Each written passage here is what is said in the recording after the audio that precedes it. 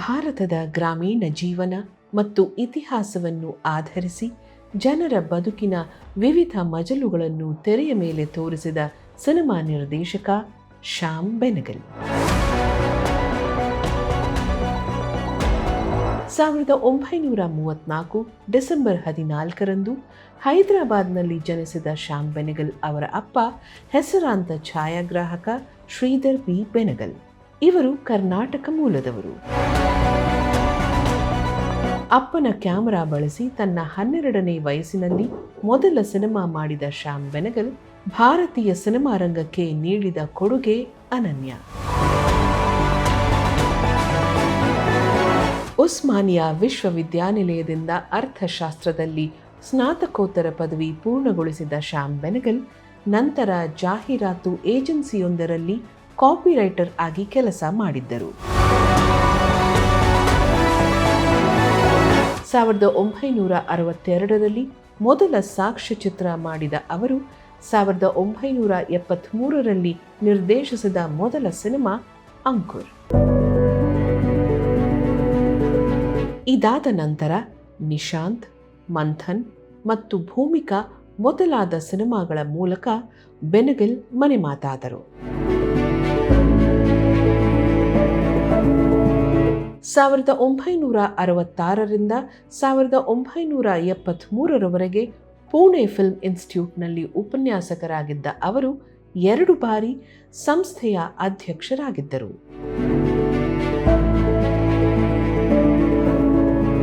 ರಾಷ್ಟ್ರೀಯ ಚಲನಚಿತ್ರ ಅಭಿವೃದ್ಧಿ ನಿಗಮದ ನಿರ್ದೇಶಕರಾಗಿಯೂ ಅವರು ಸೇವೆ ಸಲ್ಲಿಸಿದ್ದಾರೆ. ಬೆನಗಲ್ ಅವರ ಸಿನಿಮಾಗಳು ಕೇನ್ಸ್ ಮತ್ತು ಬರ್ಲಿನ್ ಸೇರಿದಂತೆ ಅಂತಾರಾಷ್ಟ್ರೀಯ ಚಲನಚಿತ್ರೋತ್ಸವಗಳಲ್ಲಿ ಪುರಸ್ಕಾರಗಳನ್ನು ಪಡೆದಿವೆ.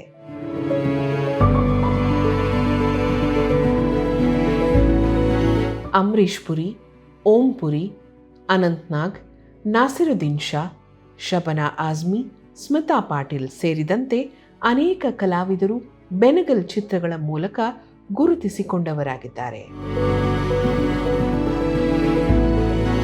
ಅಂಕುರ್, Nishant, Manthan, Bhumika, Sardari Begum, Junoon, Kalyug, Zubeidaa, welcome to Sajjanpur, Netaji Subhash Chandra Bose the forgotten hero ಇವು ಬೆನಗಲ್ ನಿರ್ದೇಶನದ ಪ್ರಮುಖ ಚಿತ್ರಗಳು.